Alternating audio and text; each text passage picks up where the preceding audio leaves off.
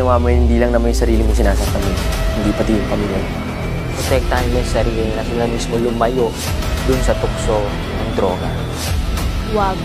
Wag. Wag. Wag. Wag. Wag. Iwasan mo ang droga, huwag mong subukan.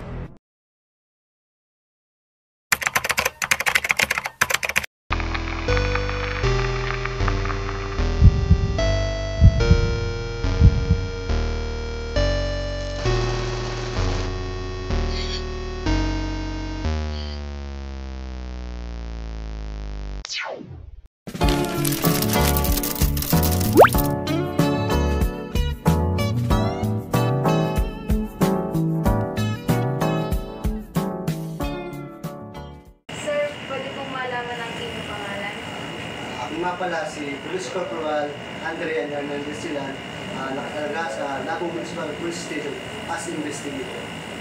Good afternoon, sir. Ako nga po pala si Princess Sena Dasa, nanggaling sa North Hills College.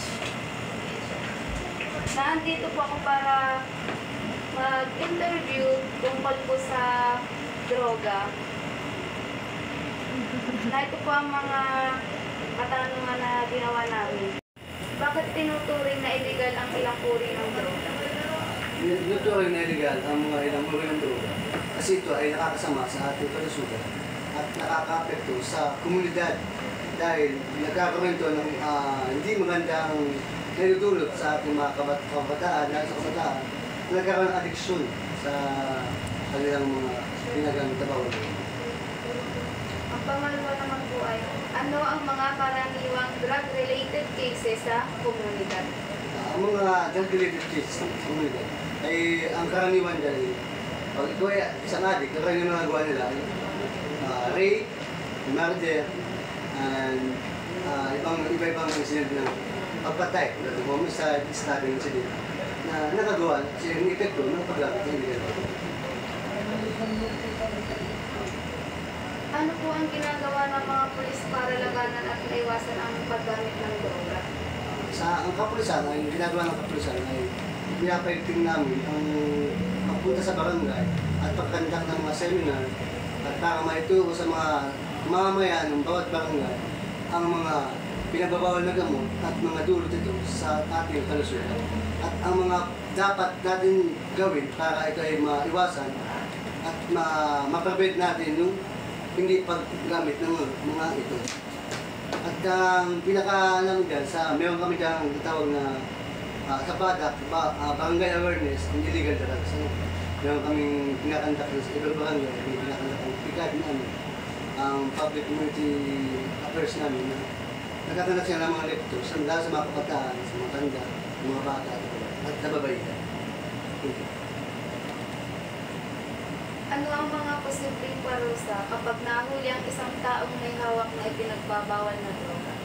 Ang mga karaniwang kaso ng mga nahulihan ng illegal na droga ay Section 5 at Section 11. Ang Section 5 ay ang pagbibenta ng illegal na droga at ang Section 11 ay possession ng illegal na droga ng Republic Act 9165.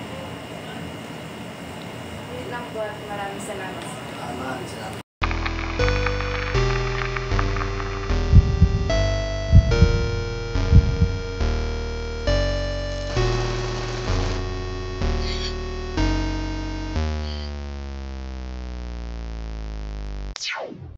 Based on my experience, drugs is not the key to our problems. Say no to drugs, say yes to life, to dreams, and to our future filled with purpose.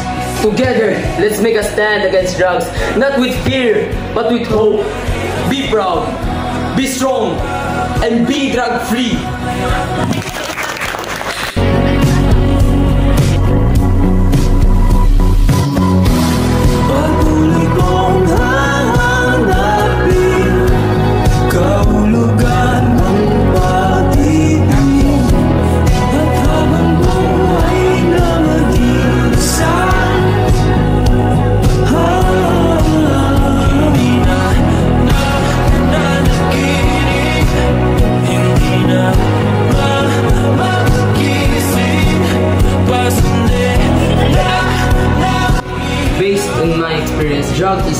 key to our problems.